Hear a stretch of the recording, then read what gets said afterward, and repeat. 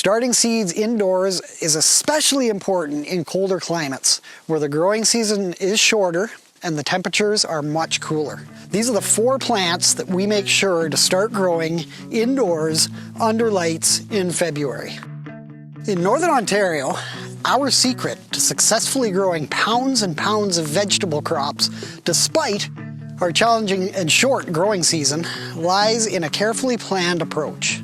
While a hoop house like this can provide a valuable extension to our growing season, it's not an absolute requirement. The key to a bountiful vegetable harvest in our chilly climate lies in starting our gardening season well before the snow melts.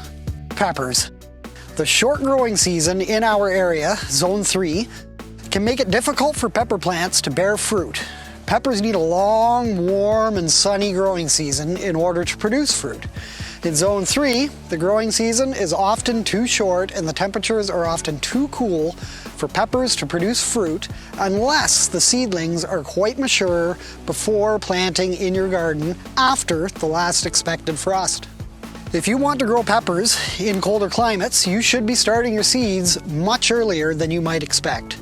Pepper seeds can take anywhere from 7 to 21 days to just germinate and pop their little heads out of the soil. So take that into consideration when you're planning out your growing strategy with these plants. It's also a good idea to select varieties that require a shorter growing season or look for varieties that are more tolerant to cooler temperatures. You should also look for varieties that mature earlier so that you can harvest them before the season ends.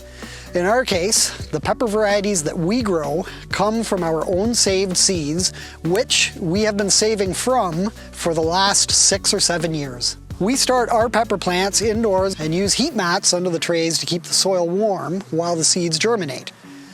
By starting your pepper plants indoors in February, you're getting them ready for transplanting into the garden at a much larger size.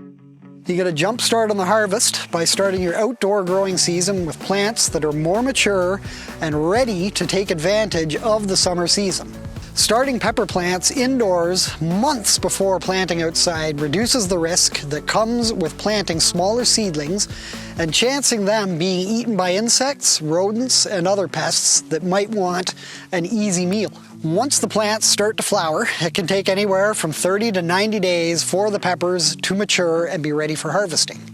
The exact amount of time for each pepper plant to bear mature peppers will depend on the variety. Climate and other environmental conditions are also factors. We plant our peppers in 2 spots here. Outside, in the open to the elements, in raised beds, and in our small hoop house, which provides protection from the elements and also helps to add a little extra warmth during the summer, as well as extending our growing season, often into late November or even early December some years. While a hoop house is a great way to extend the growing season and provide protection from extreme weather, it's not entirely necessary.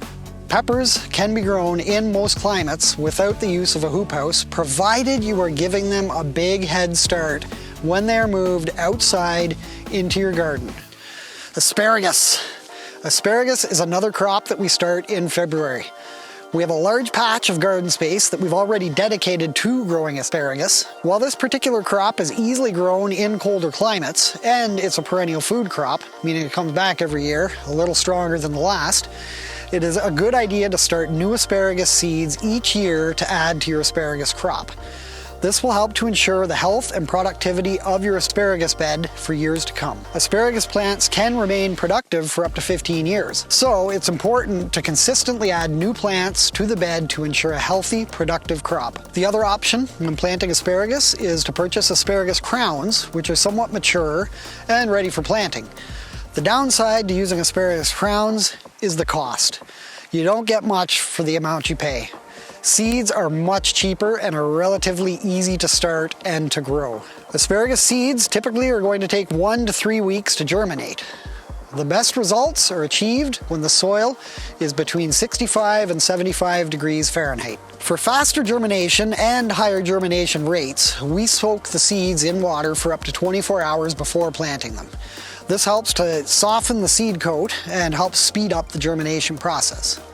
Asparagus seedlings can typically be transplanted outside when they're about 6 to 8 inches tall and have 4 to 6 sets of leaves. Because these indoor started seedlings will be sensitive to colder spring weather, unlike their friends outside that have already popped, it is best to wait until after the last frost of the season to transplant them outside. You can either scatter your seedlings amongst the other more mature plants in your asparagus patch, or start a new spot with each year's seedlings. It's entirely up to you, but knowing where you plant each new generation will help you in knowing when to start harvesting from each of the plants of varying age in your patch. Individual asparagus plants should be allowed to grow and mature for a couple of seasons before you begin harvesting. Onions. Onions can be started a couple of ways. You have the option of planting onion sets and starting your onions from seed. Onion sets do tend to grow quickly once they're planted, but there's an elevated risk of the plants bolting and going to seed earlier, and the risk of introducing unwanted pests or disease into your garden. They're also quite pricey when compared to the cost of seed. Every spring, we start our onions from seeds indoors under lights to ensure a successful crop. Onion seeds germinate best in temperatures between 65 and 75 Fahrenheit. Starting the seeds indoors also allows you to get a jump start on the growing season, and it gives your plants plenty of time to mature before transplanting them into the garden. Our preferred method of sowing onion seeds is mass planting. Mass planting onion seeds means planting large quantities of onion seeds at once, and it is a great way to get an early start on the growing season, especially if you live in a cold climate like this. To do this, we fill cell trays with potting soil, sow a dozen or so onion seeds per cell, and cover with a thin layer of soil. Place the trays in a warm spot and keep the soil moist. As the seedlings grow, you can give them a little trim or a haircut to keep their height down and to help promote root and bulb development. When it comes time to start planting into our outdoor space, we'll just remove each cell, soak it in a container of water, and gently pry and pick apart each individual onion, which is then planted into the garden. Each year, we leave a few onions in the ground when we're harvesting. The following spring, these onions will begin to grow again, and being their second year, they should theoretically produce a flower stalk, which we then allow to go to seed for next year's onion crops. Celery. One crop that we are particularly proud of our growing capabilities is celery. We use a lot of celery all year round, so we grow a ton of it every year.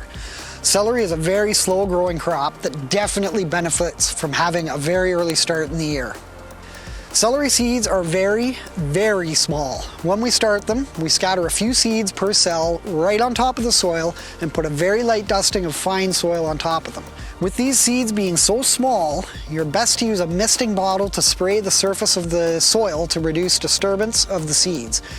In addition to that, always make sure your soil is pre-moistened before you start planting seeds. Celery actually needs light in order for the seeds to germinate, so planting them too deep will result in poor germination rates. We've found that starting plants in early to mid-February gives sufficient time for the little celery seedlings to mature, and we're usually starting to harvest celery ribs in late July or early August.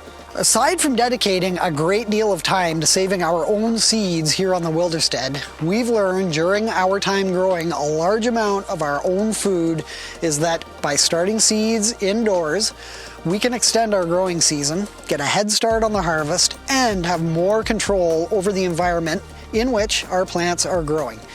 Starting seeds indoors is especially important in colder climates, where the growing season is shorter and the temperatures are much cooler. With a little extra effort and a few simple tricks, it is possible to have a successful vegetable garden in even the coldest of climates.